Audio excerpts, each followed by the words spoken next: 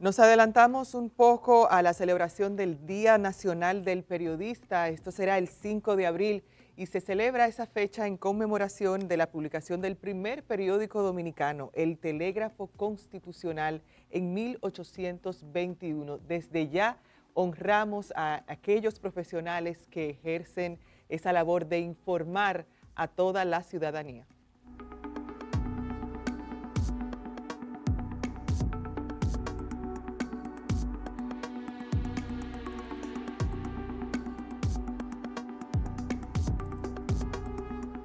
Saludos, buenos días, con ustedes Indira Suero. Hoy es viernes 4 de abril de 2025 y como siempre es un honor acompañarles a ustedes para cerrar la semana. Hoy finalizamos esta semana con mucha información y justamente por eso también quisimos adelantarnos un poco a la celebración del Día del Periodista, porque es una especie de cierre de lo que nosotros hacemos cada día aquí con ustedes, celebrar a aquellos profesionales que ejercen esa profesión aquí en el país, gente que cree que todavía se puede hacer periodismo de manera ética, con compromiso, con mucha responsabilidad, a pesar de los retos que, como la mayoría de profesiones, enfrentamos aquí en República Dominicana. Los periodistas tienen que enfrentar, por ejemplo, bajos salarios, condiciones laborales que hacen que tengan que ir de un lado a otro, ejercer el pluriempleo y también otros detalles que no necesariamente hacen de la vida del periodista la más fácil. Por ejemplo, tenemos ahora las redes sociales que abarcan bastante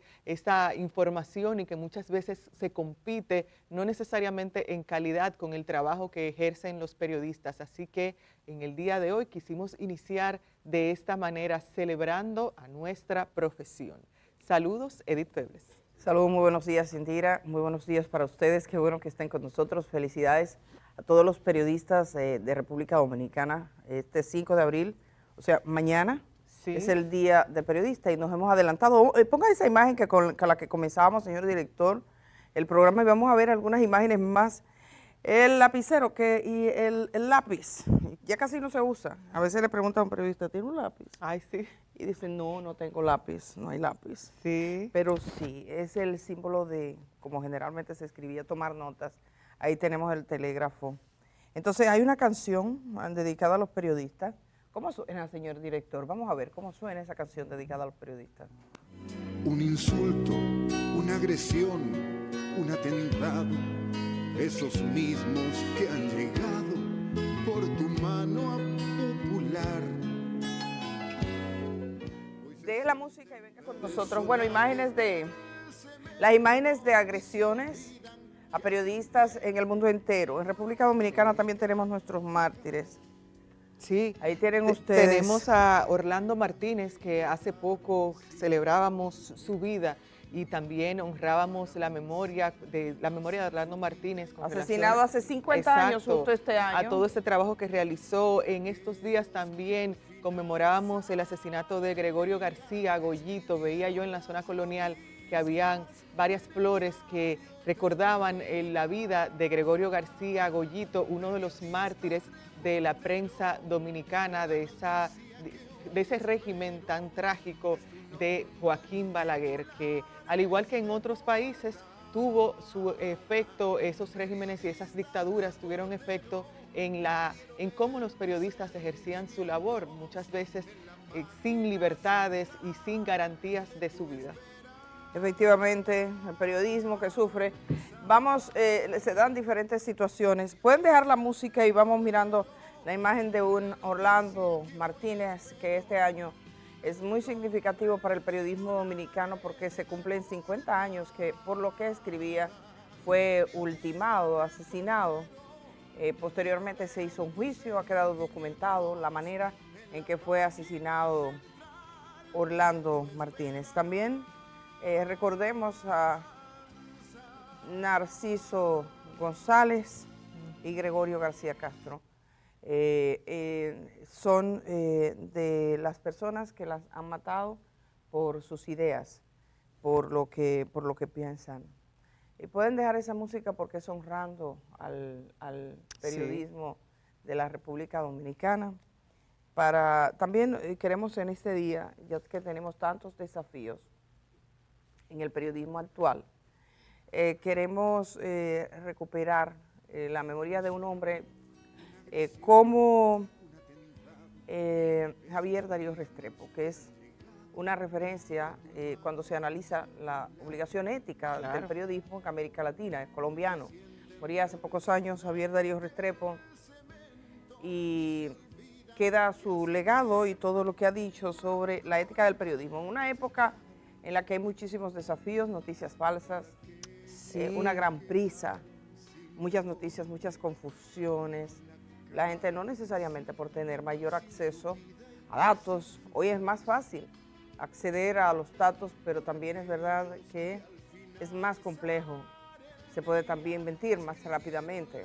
La inteligencia artificial, por ejemplo, que constituye un gran desafío. Bastante. De hecho, pensando en eso hoy, sobre el desafío de la inteligencia artificial, por ejemplo, de las noticias falsas y de tener la posibilidad de verificar y tener mejores herramientas, traemos a este programa a alguien que ha trabajado este tema, que además trabaja en la parte tecnológica, que es Isaac Ramírez. Isaac Ramírez va a estar con nosotros a las 6:50 de la mañana aproximadamente. Y también vamos a tratar con él el tema de la tecnología, porque en los últimos días hemos visto estos caballeros que establecieron relaciones amorosas, relaciones de pareja, a través de Tinder, y que fueron drogados. En el caso de uno de ellos, o de dos de ellos, estuvieron dormidos durante 2 días. Cuando despertaron, estaban en una clínica porque le había encontrado un hermano. Esas personas pueden decir que deben dar gracias a la vida de que están vivos. Wow, sí. Y sorprende la decisión ayer que libera, deja con una medida de coerción, que no es la de prisión, a los responsables de estos actos, que son 2 parejas de ciudadanos colombianos que vinieron al país a eso, y que en Colombia ha costado la vida a mucha gente, sobre todo extranjeros, estadounidenses que van a pasear y que se conocen por Tinder, lo drogan. Esos sujetos que ustedes ven ahí, esos, junto con las jóvenes, ellos se promocionaban por Tinder. Entonces lo veían. De hecho, vamos a buscar una fotografía donde le vea la cara de frente a que lo vean. Se promocionaban y uno de los hombres afectados, que es un hombre que tiene una vida, aunque privada, relativamente pública, yo debo decir que pusieron sus nombres, cosa que no entiendo. Sí, por qué pusieron razón. los nombres, no y se hoy día entiende. que estamos celebrando el periodismo, siempre las víctimas, porque por eso las víctimas a veces sienten vergüenza, no nos sirve a nosotros, no nos ayuda. Lo que sí nos ayuda es saber que este tipo de gente hace eso. Esos sujetos que ustedes ven subiendo, y de las jóvenes que vamos a buscar la fotografía, que fueron las que se publicaron, ponían anuncios. Ponían anuncios y alguien le contactó directamente y se citaron en su apartamento, en una torre en el centro de Santo Domingo. Era más que anuncios también, Edith, era que se abrían perfiles en Tinder, que es una aplicación donde las personas pueden buscar pareja o si no salir con alguien. Entonces ahí abrían perfiles estas mujeres y a través de esa vía contactaban a quien quisiera comunicarse con ellas. Entonces, en este caso, obviamente que escaló a mucho más, porque más allá de una salida resultó en esto que está ahora mismo en los tribunales. Yo veía, por ejemplo, las declaraciones del abogado de estas personas. Que probablemente esté en la nota. Exacto, Tenemos la nota. de María Fernanda Jurado Martínez, Laura Valentina Mosquea Hernández, Nicolás Giraldo Murillo y Joseph Steven Rodríguez Pérez. Antes de pasar con la nota, Edith, el abogado sobre sus clientes decía, no, lo que pasa es que ellos son unos muchachos jóvenes que vinieron de Colombia, los son matan estudiantes, así. y ellos son estudiantes inexpertos, pero ya ellos aprendieron su lección. Pero no han aprendido ninguna, aquí no se le ha dado ninguna lección. La lección es un buen tiempo, tienen que pagar por eso, porque debo decirle, señor director, que si no lo encuentra el pariente, ellos corren riesgo su vida. Claro. O sea, ustedes pueden buscar, voy a buscar algunos casos. En Colombia, sobre todo de turistas norteamericanos, le dan una pócima, algo le pone, porque esta gente lo único que recuerda fue que se fue la luz. que se le apagó todo. 2 Estaban días compartiendo y despertaron a los 2 días en un centro médico, ya recibiendo atención médica. Veamos la nota para que es un tema fundamental en esta jornada de hoy. Aunque el Ministerio Público solicitó la imposición de prisión preventiva para los imputados que supuestamente son reincidentes en actos delictivos, la jueza Fátima Veloz dispuso una medida de coerción menos gravosa a los extranjeros que solo tenían 10 días de haber llegado al país. Precisamente son jóvenes que estudian en su país, no vinieron aquí a delinquir. El tribunal ponderó ponerle un impedimento de salida y una garantía económica muy favorable. De manera que ha sido una medida muy aceptable por el tribunal y entendemos que esos jóvenes inmediatamente termine este proceso, ellos volverán a su país de origen. Según el órgano persecutor, los colombianos María Fernanda Jurado, Laura Valentina Mosquea, Nicolás Giraldo Murillo y Joseph Steven Rodríguez Pérez indujeron a las víctimas a perder el conocimiento mediante una sustancia desconocida. Simplemente son jóvenes inexpertos. Vinieron aquí en el país, se llevaron de la juventud, comenzaron a comprar, comenzaron a relacionarse con un sinnúmero de personas. Entonces, eso hizo que verdaderamente la inexperiencia lo llevara a cometer errores. El documento de solicitud de medida de coerción detalla que los hechos ocurrieron el 22 y 24 de marzo del 2025 en Los Praditos y el Ensanche Naco y que los implicados sustrajeron del lugar relojes de alta gama, joyas, teléfonos celulares, dinero en efectivo y tarjetas bancarias con las que realizaron diversas transacciones fraudulentas. Las víctimas despertaron en una clínica 2 días después de lo sucedido. El abogado de los colombianos, quien saludó la medida de coerción impuesta, dijo que todo lo robado fue recuperado por las autoridades. Para Telenoticias, Paola Báez. Bueno, gracias a Paola Báez. Lo que no queda claro es el porqué de esa No, medida. para robar, no, claro. Ah, no, lo de la medida. Claro. No, sí, dice que como no tienen antecedentes, la jueza determinó que en virtud de que son jóvenes, no tienen antecedentes, les pone impedimento de salida Y garantía económica, pero está el riesgo de fuga. No hay dudas, y lo ha dicho el Ministerio Público, no hay dudas de que en este caso hay un riesgo de fuga. Hay una fotografía, la única que fue captada, que entiendo fue el periódico Diario Libre, que les presentaba inicialmente, hay otro medio que lo tiene, después me parece que es la misma foto, la fotografía de las 2 mujeres que eran parte. Ellos son pareja, los 4, o sea, son 2 parejas y dijeron, vamos para Santo Domingo a hacer dinero. Se ponen en Tinder, yo estoy en Santo Domingo. En el caso de los varones, con hombres, también, engañaban a los hombres. En uno de los casos es un caballero que va a una cita con otro caballero. Oh. Sí, porque es un negocio para ellos. Entonces, en el caso de las mujeres, es una que es contactada por ese ciudadano dominicano que llama a un amigo y le dice, oye, porque ella le ofrece que tiene otra amiga. Y entonces los hombres tienen la idea probablemente de que si usted se va a citar con una mujer y usted está en su apartamento, primero usted está en su territorio, claro, usted gobierna su territorio. Usted es un hombre. Un hombre tiene más una mujer, fuerza. cualquier cosa.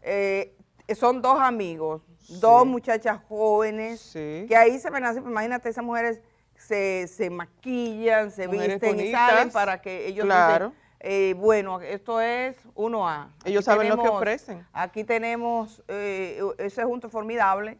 Y entonces compartieron, que es legítimo, o sea, así se hace la pareja, es legítimo, compartieron, estuvieron en el área común, unos tragos, compartiendo, conociendo y estableciendo un vínculo, una relación.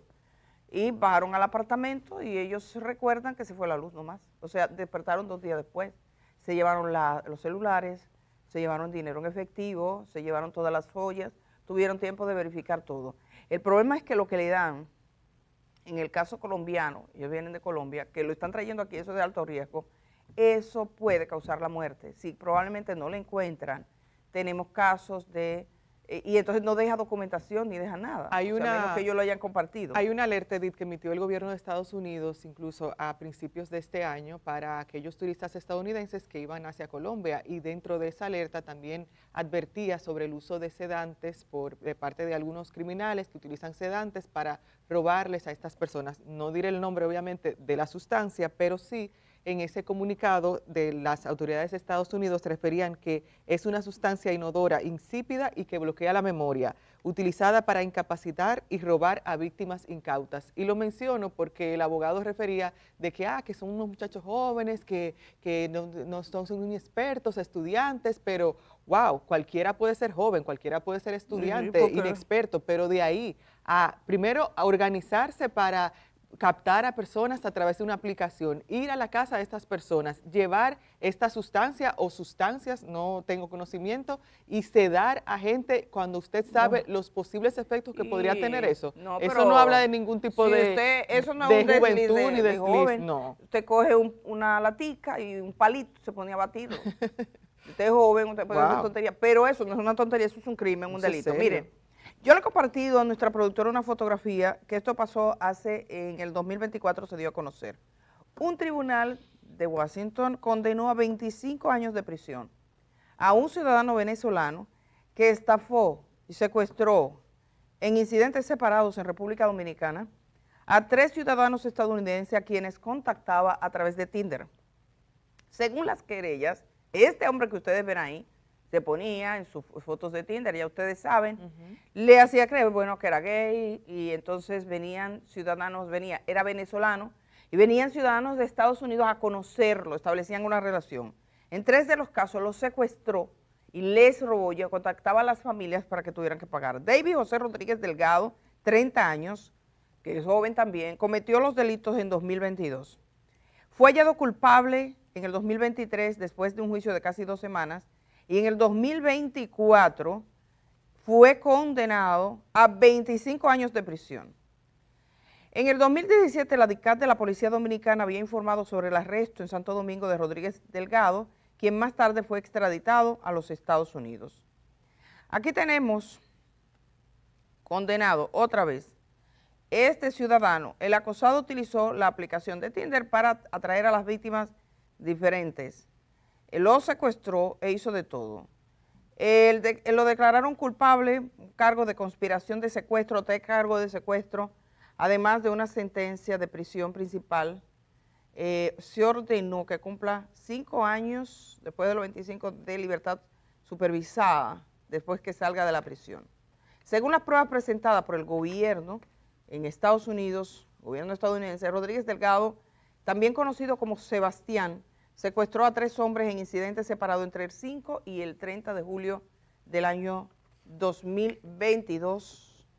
En cada uno de los secuestros atrajo a sus víctimas con una cita amistosa, los recogía en su automóvil, la gente decía, ok, nos vamos a encontrar, y los recogía en su automóvil.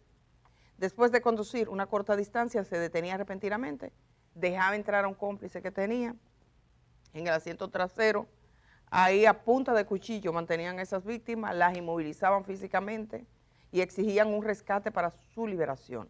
El ciudadano venezolano ordenaba que los rescates se pagaran en cuentas de la banca en línea, incluyendo cuentas que fueron conocidas. Según la nota de prensa que dieron cuando fue condenado, este hombre llamaba a los amigos y a los parientes de la persona retenida para pedir dinero para asegurar su liberación. Fueron retenidas hasta por 1 hora, fueron liberadas después de que él creyera que se había efectuado un pago de rescate por parte de los amigos y familiares.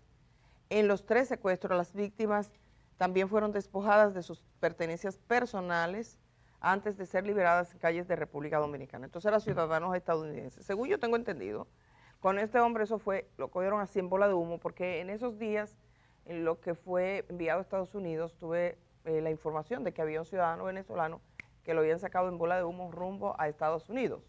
No se pudo constatar y después apareció la nota de que efectivamente, y era también por la aplicación de Tinder. Hoy nosotros hemos invitado, nuestro invitado hablará sobre estas aplicaciones y la manera en que la gente, o cuáles son las medidas que debería tomar, porque hay mucha gente que se está encontrando en Tinder. Hay otras aplicaciones también. Ya están desaparecidas. Está desapareciendo la vieja costumbre de conocer la gente de frente primero. La gente primero porque, bueno, por el trabajo, por la rapidez. No, el mundo va cambiando. Piensa que es un catálogo. Y tú, ese catálogo, ¡pum! Pero tú no sabes ni cómo es, no sabes qué hay detrás. Entonces, a raíz de eso, les invito, y sobre todo a los caballeros, porque los casos de asesinatos que hemos tenido, aquí hubo 2 casos de asesinatos de jóvenes dominicanos que se conocieron a través de aplicaciones. Y según me estaba diciendo ayer Isaac Ramírez, hay más casos de estafa. Lo que pasa es que no todo el mundo No todo el mundo va a salir a decir, me pasó tal cosa cuando yo sí, porque estaba a veces la gente tiene buscando compromiso. una relación o algo así, ¿no? Claro. Y hay gente que busca una relación, embullarse un rato, pero tiene un compromiso y todo eso, todas las implicaciones que tiene. Sí. Pero a mí me extraña la liberación de estas... Sí, completamente. Miren, quería comentarle algo así rápidamente antes de seguir. Nosotros tenemos, y voy a buscar esa fotografía porque la mejoraron. ¿Cómo se llama el sujeto Ortiz?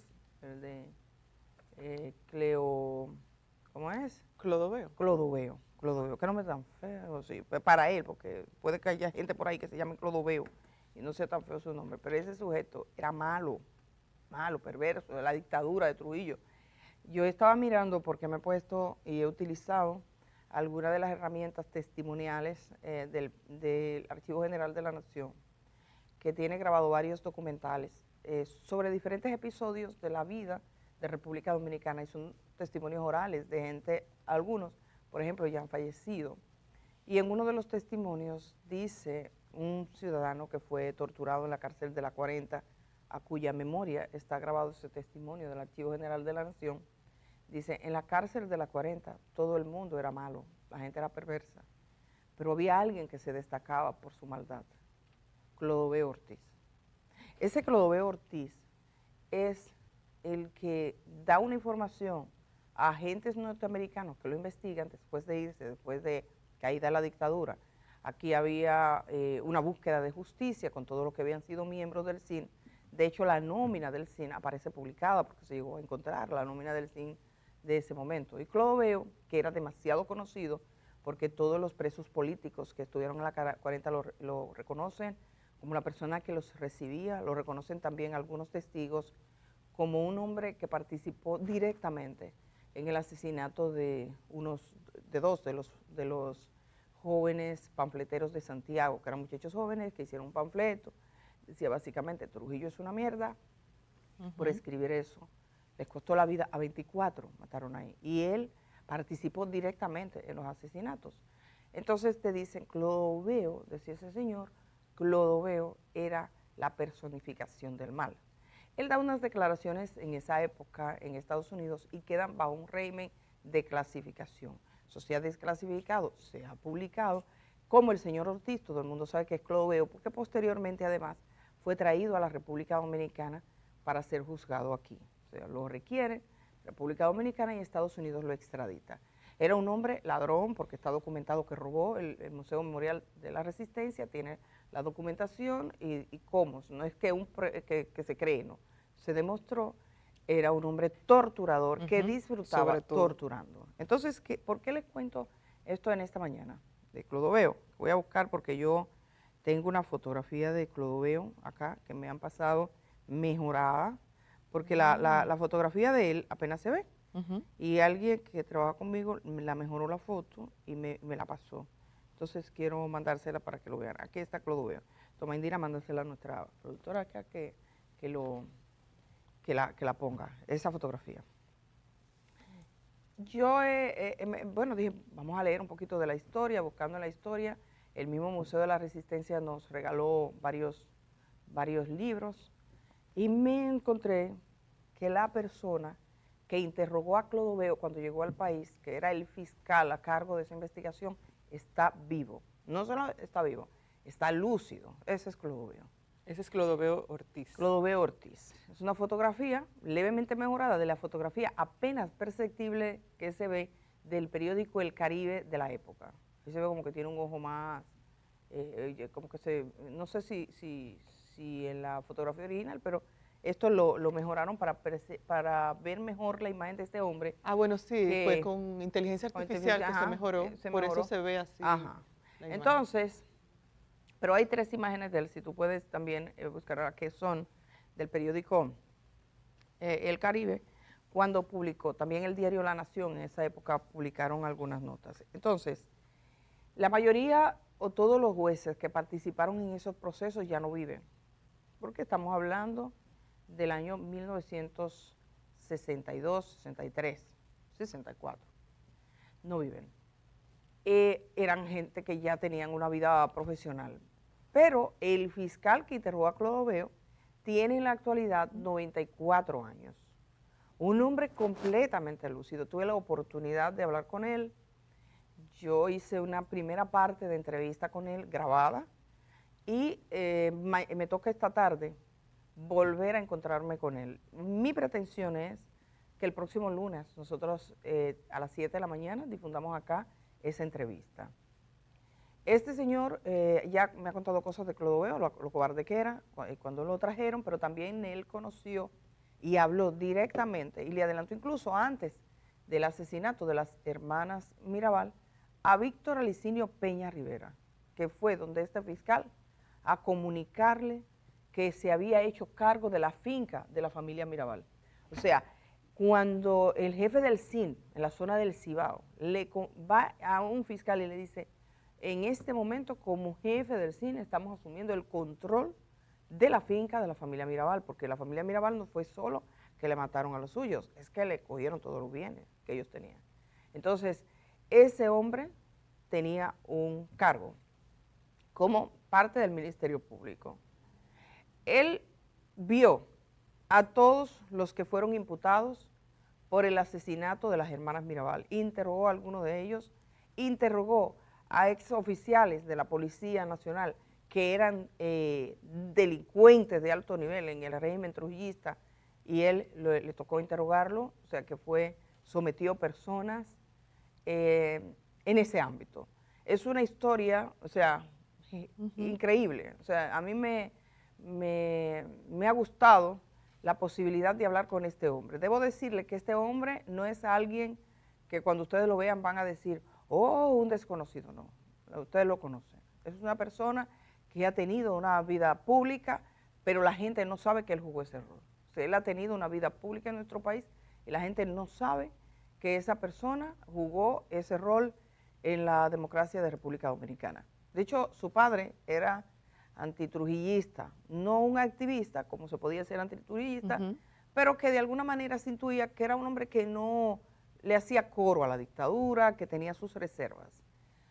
Y el padre antes de morir le dijo, mira mi hijo, él se acababa de graduar, 20 y pico de años, y el padre le dijo, mira, esta dictadura, este gobierno está llegando a su fin.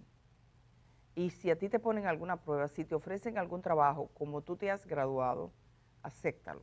Porque si no lo aceptas, van a decir que estás contra ellos, y esa puede ser incluso una trampa. El papá le dio una serie de consejos. Efectivamente, poco más de un año después de morir el padre, le ofrecen que sea un juez creo que era juez de paz. Cuando nombraban al Ministerio Público, cuando nombraban a los jueces, en la época de la dictadura, le daban una carta para que firmaran su renuncia, es decir, una carta sin fecha que decía, por este medio presento mi renuncia al cargo, que ha sido un honor trabajar para el Estado Dominicano. Entonces tú firmabas esa carta y cuando ellos te querían votar, te mandaban la carta con fecha diciendo su renuncia ha sido aceptada. ¿Tú ya no sabías? O sea, te hacían firmar al momento de nombrarte. Entonces él, como todos los funcionarios judiciales de la época, firmó la carta. Estamos hablando poco antes de la caída de la dictadura, firma la carta que le dan, donde se compromete la renuncia sin fecha. 3 meses después de designarlo, le mandan la carta donde le dicen su renuncia ha sido aceptada. Quiere decir que fue prácticamente una prueba. Posteriormente entra al Ministerio Público y tiene muchos vínculos con el Ministerio Público, con la Judicatura, y la verdad es que le tocó periodos importantes estar en lugares importantes. De modo que fue el fiscal que llegado al país, Clodoveo Ortiz, que viene, y esas 3 fotografías exacto, que esas vimos 3 ahí, fotografías son de ese momento.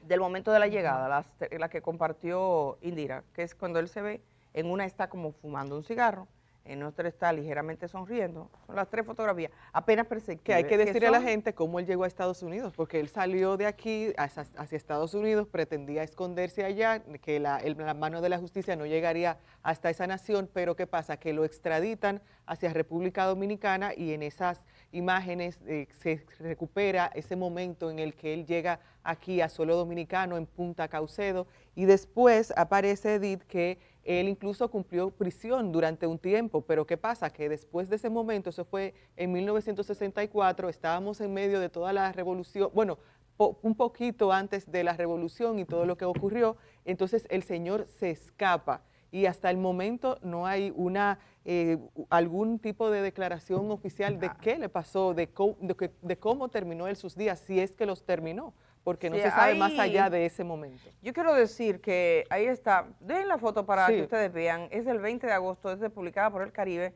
de 1963. 63. sí. Clodoveo Ortiz, ahí está, y entonces le pusieron un pie de foto, clava su mirada en el suelo, en la segunda prende un cigarro, en la tercera se sonríe, y era a raíz de su llegada al país. Cuando lo traen, lo llevan en ese momento, el lugar donde se llevaban a los presos, el proceso fiscal, el Ministerio Público tenía sus oficinas, no en el Centro de los Héroes, no aquí en la Ciudad Nueva, sino en el Centro de los Héroes, en el viejo edificio que por cierto está en el riesgo de edificio. caída, en el segundo piso. En ese segundo piso él lo recibe y lo interroga. Entonces, esa entrevista, eso lo que va a suponer es que yo tenga que trabajar mañana también porque hay que editarla. Yo lo estaba pensando de verdad, pero como quiero presentar eso el lunes, bueno, si fallamos, pero es una pretensión que sea el lunes, y se lo estoy diciendo hoy porque probablemente no tenga tiempo de hacerle la debida promoción, de que ustedes lo vean, la gente a veces se aparta el fin de semana, que ustedes sepan, y en nuestras redes lo vamos a decir, lo voy a decir en mis redes también, en el momento en que ya la entrevista esté completa, pero ha sido una conversación muy importante y ha revelado aspectos que yo nunca había leído, había visto, de cómo fue ese proceso, incluso de la manera en que se eludieron su responsabilidad de cumplir prisión los asesinos de las hermanas Mirabal.